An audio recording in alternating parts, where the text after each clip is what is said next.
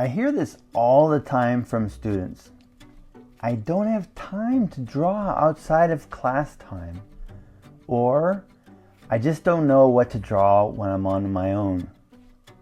These two frustrations usually go hand in hand, and they're incredibly common. It's not your fault, and you're not alone.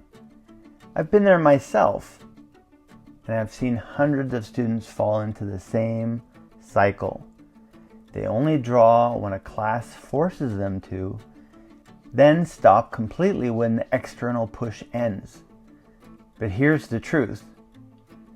It's not really about time or ideas about what to draw. It's about priority and commitment. So it doesn't have to stay that way. Today, I'm going to challenge you and myself to take responsibility for our practice and show you simple, powerful ways to build the habit and motivation so you keep drawing no matter what.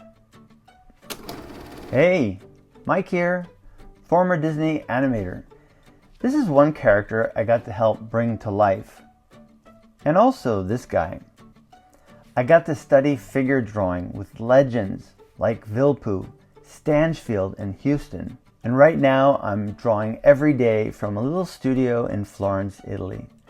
I help artists turn stiff, lifeless figures into loose, lively ones they actually love, and fast. So, grab your pencil. Let's make some alive art together. Oh, quick heads up, I made a free 8-minute gesture video and cheat sheet that goes perfectly with today's lesson.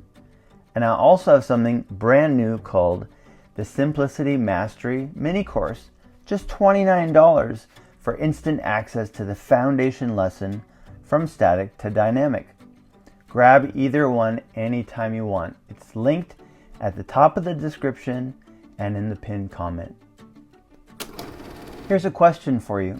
How are you defining time to draw? If you're picturing hours behind an easel or a desk, you're setting yourself up to never draw. Drawing can and should be spontaneous and free when the inspiration strikes.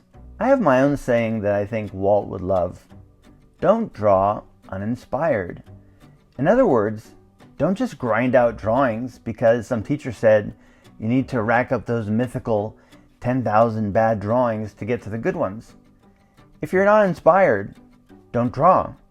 If you are inspired, draw. That doesn't mean you can't become interested in something that initially doesn't spark you. Sometimes with a little more time and inspection with that object, person, or scene, your curiosity grows. This is what Walt called being interested in what you're drawing. Curiosity is like a muscle. The more we use it, the stronger it gets. And the more the world around us becomes full of things worth drawing.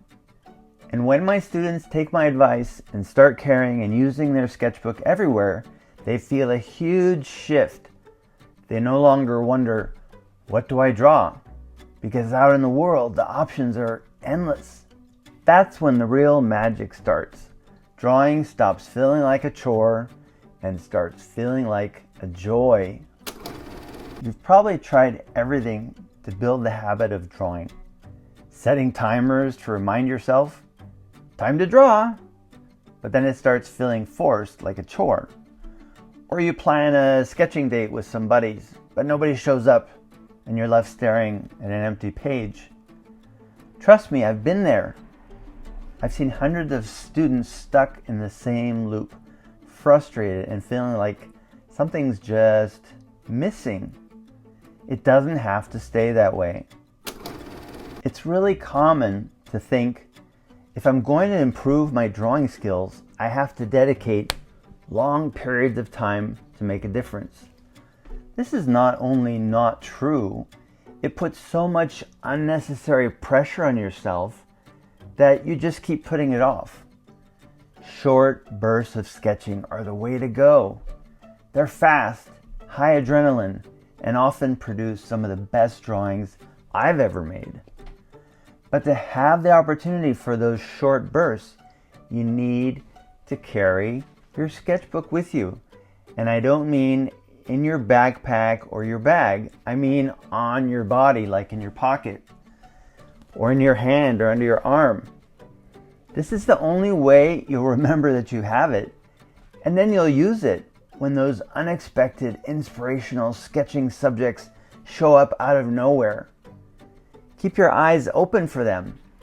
They might appear while you're walking along, doing your business, or hanging out on a park or city bench, waiting patiently for them to come to you. They're everywhere, like the best kind of Easter eggs you could ever find. That's the first step to drawing with freedom. No more perfection paralysis, just spontaneous, alive sketches. Hey, if you're enjoying this and want more tips every week, hit subscribe and the bell. New videos Fridays. Some tough love here. The kind Walt was prone to throw our way when he thought it was necessary. Get your priorities clear. I have so many students come to me saying, "But I just don't have time to draw." Really? Do you know how many hours per day the average person spends looking at their phone? A totally passive, mind-numbing activity, closing yourself off to the world around you. You're sucked into a non-reality while the real world is spinning around you, and your sketchbook stays neatly locked up at home, in your backpack or in your bag. In the most challenging note that Walt wrote to us, when he was really challenging us, not doing his usual cheerleading, which he usually did, he said, each of us needs to be responsible for our practice. No one else can do it for us. No one else can flip the switch in your head. It is only each of us that can say, this is important to me. I'm going to make it a priority. So here's the challenge, and it's a good one. Start today. Carry your sketchbook on your body, not buried in a bag or a backpack. Put the phone down for just 10 minutes. Draw something, anything. Because when you choose drawing over scrolling, you'll feel the shift. You'll stop waiting for class to draw.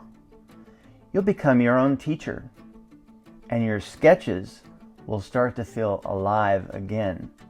So who's with me? Grab your sketchbook right now. Drop a flame emoji in the comments if you're committing to it today. If this video lesson helped you, subscribe for weekly tutorials and tell your friends. Let's keep the sketching freedom growing together.